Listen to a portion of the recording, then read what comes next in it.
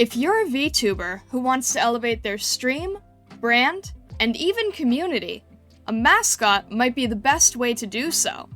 To start off, we have to break down, what is a mascot? The dictionary definition describes a mascot as any human, animal, or object thought to bring luck or anything used to represent a group with a common public identity, such as a school, sports team, or brand name. We've all heard of mascots in some form, from sports characters to cereal mascots to chocolate candy and mattresses. Mascots are a symbol of advertising that can help a company or team convey their message and brand image in a fun and lighthearted way. Mascots also add an approachable and recognizable image that makes a company appear more friendly or helps increase their brand recognition at a quick glance. Brand mascots and companies serve the same purpose as brand logos, but with a character instead of text, since the human brain is quicker to recognize and associate things with faces. When it comes to anime and games, mascots serve a similar, but slightly different purpose. A mascot in entertainment media is still used for brand recognition and merchandise, but generally plays a more pivotal role to the franchise itself. Mario and Pikachu did not start off as brand mascots for Nintendo or Pokemon, but gradually grew into their roles, evolving beyond simply being the main characters for their respective games. And Pikachu wasn't even considered the franchise mascot until the Pokemon anime came out later.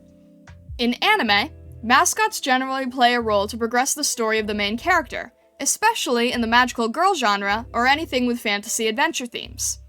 When we consider anime mascots, we think of characters like Kara from Cardcaptor Sakura, Kyubey from Madoka Magica, Luna from Sailor Moon, and a host of others from various stories with an adventure focus. Mascots in anime are typically used as an exposition tool to teach the main character what kind of otherworldly conflict they have found themselves in, to find their powers, fight the bad guy, and ultimately start their new journey, setting the stage for the rest of the story. Anime mascots are generally cute, simple to draw, and are familiar to existing animals on Earth, with either unnaturally colored fur, special abilities, or extra appendages like horns or wings that mirror the fantasy world they come from. These creatures, with their easy-to-recognize designs, do well in being a cute symbol of the show and are generally simple enough to turn into product and merchandise, such as plush. Using Pokemon as an example, Pikachu was chosen as the series mascot because of its friendly look that made the Pokemon appear more like a pet that people would desire to have in their homes. So with all these various types of mascots out there, how do VTubers fit into all of this? VTubers use mascots in a fairly unique way that blends the advantages of brand recognizability, the magical girl trope, and even as a usage specific to idol culture. In the beginning of Vtubing, the focus was mainly on the VTuber as an entertainer themselves. The idea of a virtual girl on a screen was so revolutionary that even a simple VTuber with a plain white background and pre-recorded video was enough to get people's attention. As things evolved and more VTubers came onto the scene, various agencies such as Hololive and Nijisanji developed the idea of live streaming content, where fans could interact with their favorite VTubers in real time. These agencies, who formed groups of talent modeled after typical Japanese idol agencies, adopted some of the ideas from existing idol culture and embraced the names that fans would create to describe themselves as an enjoyer of a certain VTuber talent. Think of it like Taylor Swift's Swifties, who chose Swiftie as the name they call themselves to self-identify as fans. The difference, however, is that VTubers with their anime appearance began to give visual identities to these fan names, and they'd go on to become the mascots of the VTuber themselves, as well as a symbol of the fan base at the same time. Some of the most popular examples for this are Inugami Korone's Koronetsuki, Ninamai Inanis's Takodachis, Mori Calliope's Deadbeats, and Selen Tatsuki's Dragoons. Sometimes, the fans collectively decide the fan name, and other times the fan name is decided by the VTuber themselves, typically announced during their debut stream. What makes VTuber mascots interesting is that they are typically designed in a way that matches the theme and color scheme of their owner, and are generally a good way to symbolize the VTuber as a whole, as drawings or merchandise is simpler than drawing the generally more complicated VTuber design itself, making it easier for fans to create different forms of fan art, thus making contributions to the community feel more accessible as well. Sometimes, VTubers even encourage fans to draw customized versions of their fan mascots, such as Koseki Bijou of Hololive, whose fans, Pebbles, are encouraged to design their own Pebble Sona within Biju's specifications. Another thing that sets Vtuber mascots apart is their ability to give more purpose to their mascots than just a fan name visualized as an animal or object. Vtubers can use the idea of their mascots to further explain their lore or story, such as how the mascot came to be, or what the mascot's purpose is beyond being a symbolic representation of the fanbase.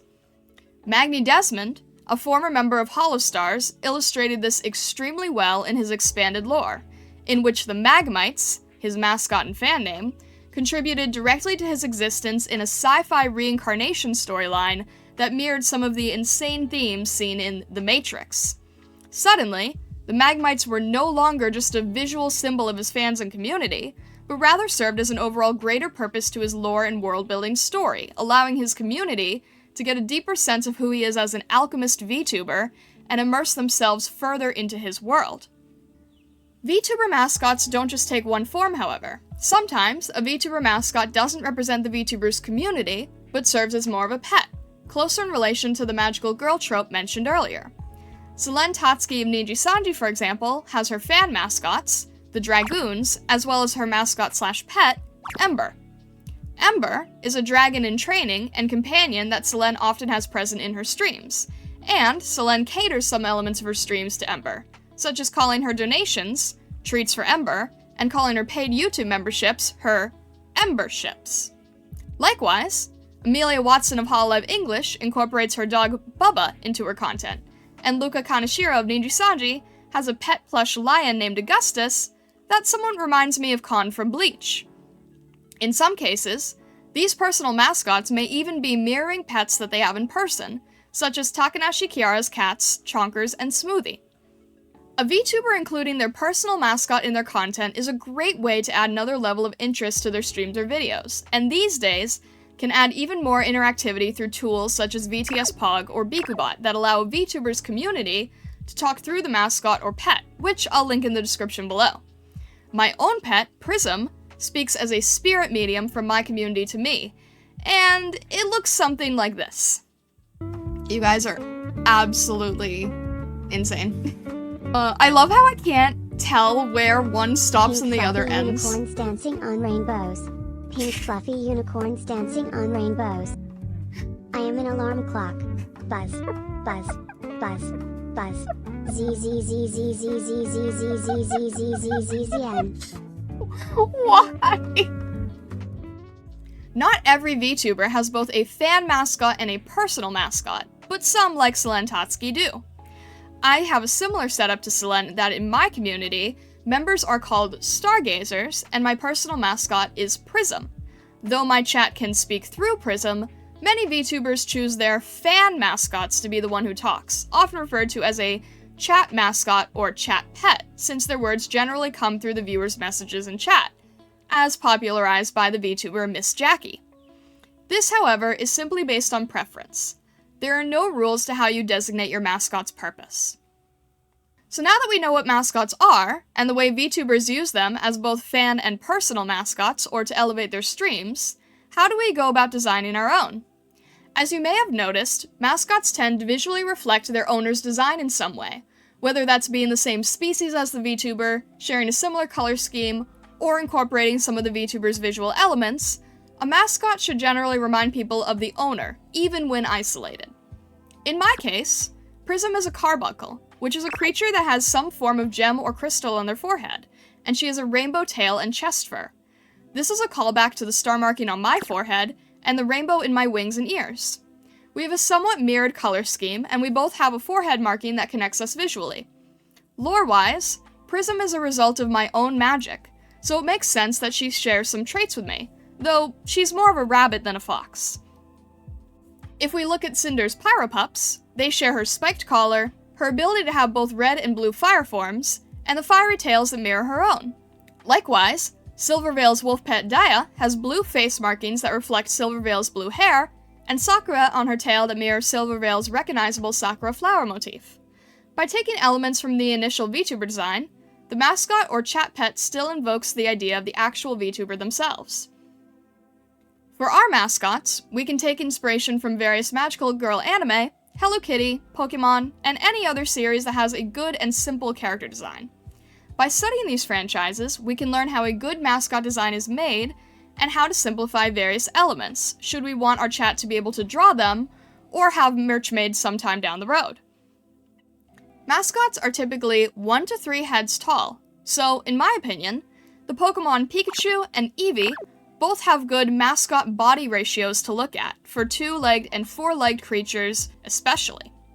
Pikachu is about 2 heads tall, as is Eevee, with a larger head shape generally giving them a cuter or more baby-like appearance in design.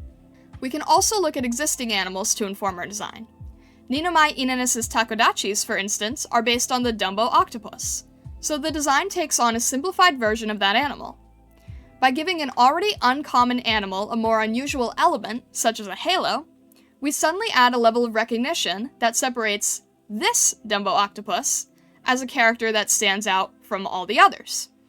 Making these simple yet effective changes can really help your mascot stand out from the rest. And with that, not only do you now know why a mascot can be so helpful in elevating yourself as a VTuber, but you know how thinking about the design for one works too. Would you like a video where I further break down how I design Vtuber mascots for my clients? Let me know in the comments. I design Vtuber mascots professionally, and would love to grant your wish and bring your ideas to life. So if you're interested, check out my commission link below. And, if you're wanting to learn even more about how to strengthen the core elements of your VTuber concept, you can check out this video right here.